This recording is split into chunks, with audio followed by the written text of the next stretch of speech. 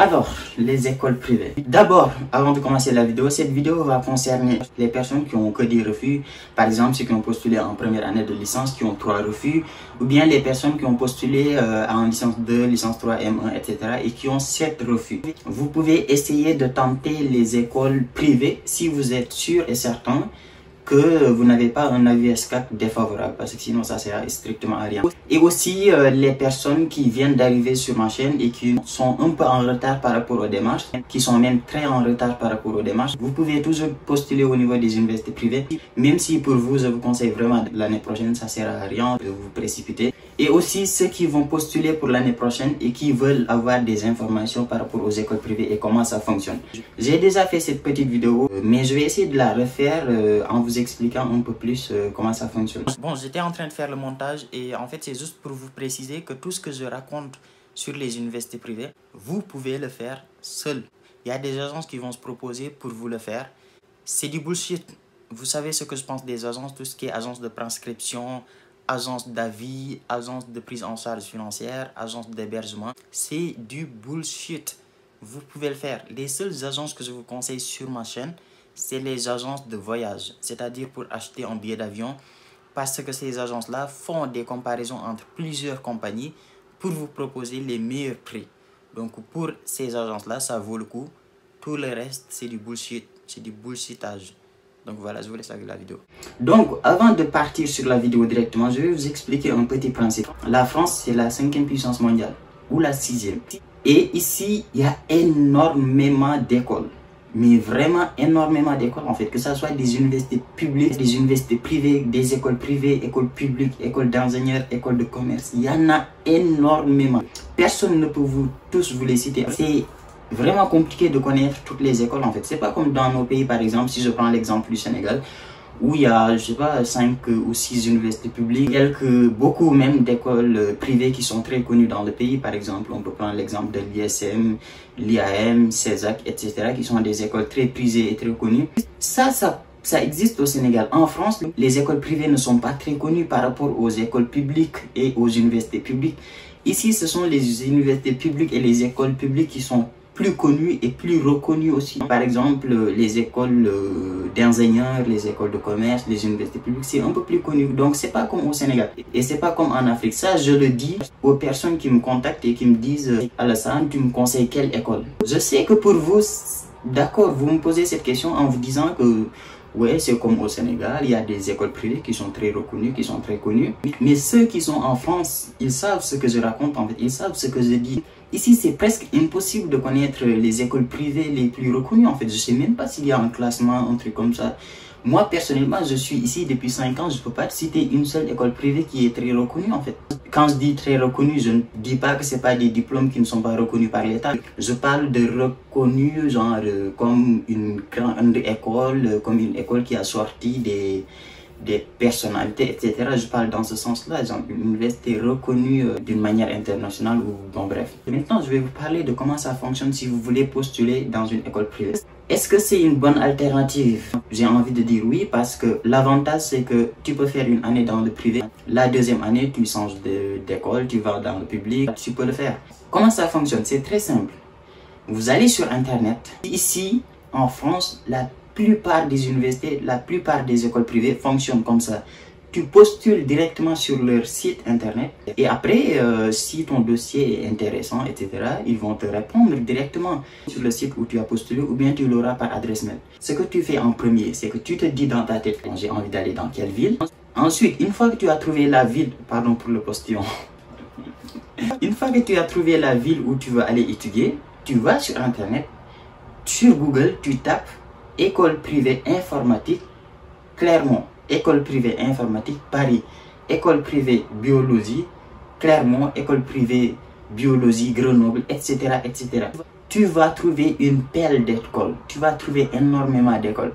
Maintenant, ce que tu fais, c'est que tu vas dans le site de l'université, tu essayes de voir si l'école est reconnue ou pas, s'ils sont certifiés, des trucs comme ça. Tu regardes un peu la reconnaissance de l'école et une fois que ça te va, Tu as juste à postuler en fait. Et autre chose, il faut savoir que beaucoup d'universités en France sont reconnues par l'État en fait, beaucoup d'écoles privées. Ici, tu ne peux pas ouvrir une école et faire n'importe quoi en fait. Tu ne peux pas ouvrir une école, prendre des enseignants et commencer à donner des cours. Ça se fait pas trop en fait. Je ne dis pas que ça n'existe pas, mais ça ne se fait pas trop. Donc la plupart des écoles privées que vous allez trouver sur Internet sont très souvent reconnus. Donc, essayez de voir un peu au niveau des informations de l'école, quand est-ce que ça a été créé, quels sont les diplômés, etc. etc. Et voir aussi si c'est reconnu ou pas. Vous allez sur l'onglet à propos de l'école ou bien information sur l'école et vous lisez. Très souvent, c'est écrit.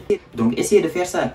Une fois que vous avez fait ça et que vous avez obtenu une acceptation auprès de l'université privée, vous allez créer, je parle bien pour ceux qui n'ont pas de compte Campus France. Pour les personnes qui ont un compte Campus France et qui ont déjà des refus, par exemple 3 refus ou 7 refus, vous, ce que vous allez faire, c'est que vous allez directement sur votre compte Campus France, vous allez sur la partie « Je suis accepté », vous cliquez dessus et vous aurez une partie où vous allez insérer votre acceptation qui vous a été donnée par l'université privée. Vous l'insérez. Ensuite, vous attendez. Campus France va valider votre dossier avec l'acceptation. Une fois que Campus France l'a validé, c'est bon pour vous. Je parle bien là de ceux qui ont déjà un compte. C'est bon pour vous et vous attendez juste que Campus France vous délivre votre attestation d'admission préalable. Et ensuite, vous pouvez déposer le visa.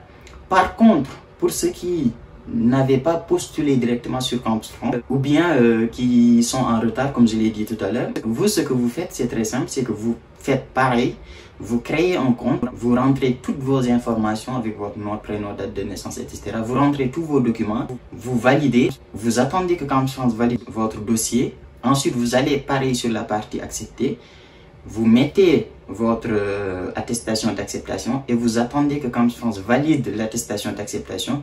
Et une fois que ça c'est fait, Campus France va vous envoyer un mail avec un compte bancaire où vous allez payer les 75 000 francs CFA.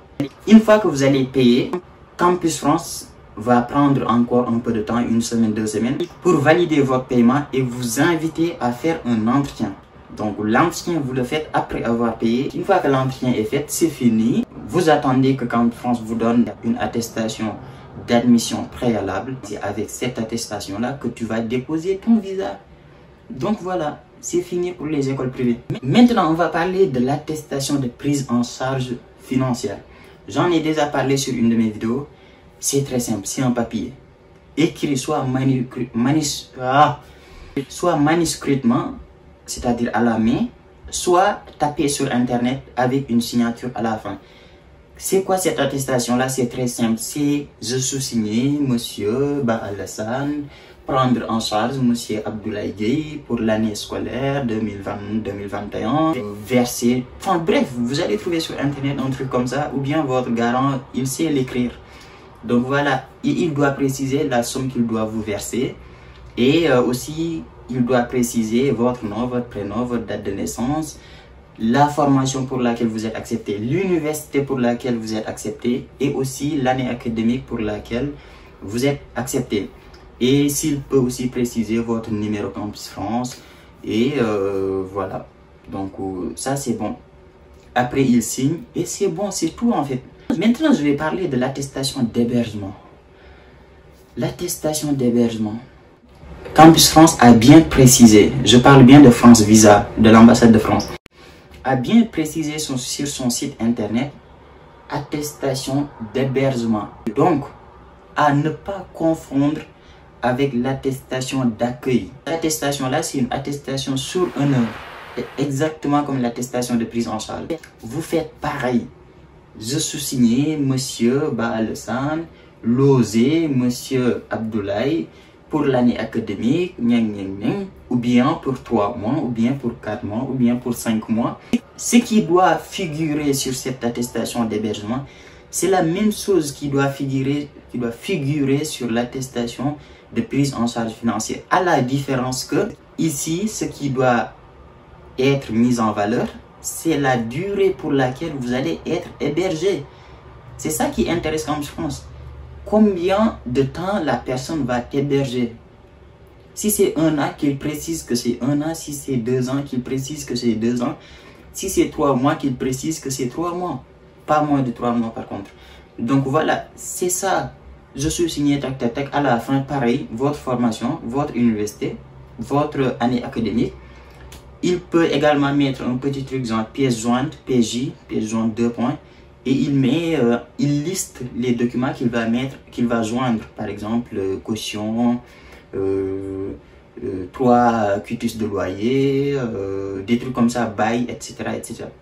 Qu'est-ce qui m'arrive aujourd'hui? J'envoie plein de postillons en fait. Bref, exactement pareil. Et pour l'attestation de prise en charge aussi, vous pouvez mettre PJ, pièce jointe, vous listez en bas les documents qu'il va joindre à l'attestation. Par exemple, 3 derniers bulletins de salaire, avis d'imposition, etc., etc., etc. Donc voilà, c'est fini pour cette vidéo. Moi, je suis fatigué, mon pote. Regardez, je suis en chemise aujourd'hui parce que je rentre du travail. J'ai pas eu le temps de me déshabiller. Pourquoi je vous raconte ça? Et j'ai prévu de faire une petite vidéo. Ça va être sur... Merde, j'ai oublié. Et ceux qui me demandent si j'ai changé de logement ou pas, j'ai pas changé de logement. C'est juste que ma chambre, avant je filmais comme ça et maintenant je filme comme ça. Bref. Une dernière chose. Pour toutes les personnes qui me contactent parce que je suis à Clermont-Ferrand, pour leur faire une attestation d'hébergement, pour leur donner les papiers, je suis désolé, cette année je ne peux pas le faire. Parce que comme je l'ai dit, en fait, je suis à ma dernière année, je suis en 2e année de master. Et j'ai fini mes études, entre guillemets, j'ai fini mes études à Clermont. Et j'ai pas renouvelé mon logement. Je vais partir, je vais quitter ce logement. Je quitte Clermont-Ferrand et je monte, je sais pas pour l'instant, soit c'est à Lyon, soit c'est à Paris, soit c'est à Toulouse ou Rennes. Donc voilà. Je ne sais pas pour l'instant où est-ce que j'irai. Donc je ne peux pas le faire parce que j'ai pas renouvelé mon logement. Mon logement va, mon contrat va se terminer le 31 août 2020, ce qui fait que il n'y a pas les 3 mois en fait, juillet, août, il n'y a pas les 3 mois pour vous faire l'attestation d'hébergement, donc je ne peux pas malheureusement le faire. Maintenant, je suis à Clermont jusqu'au 31 août. Si jamais vous trouvez, mais j'envoie des postillons aujourd'hui, c'est incroyable. Il faut que je boive de l'eau en fait. Donc, si jamais vous trouvez un particulier qui souhaite que vous fassiez une visite, qui vous demande est-ce que vous connaissez quelqu'un à Clermont pour vous faire la visite, etc. Je suis là. Si vous trouvez un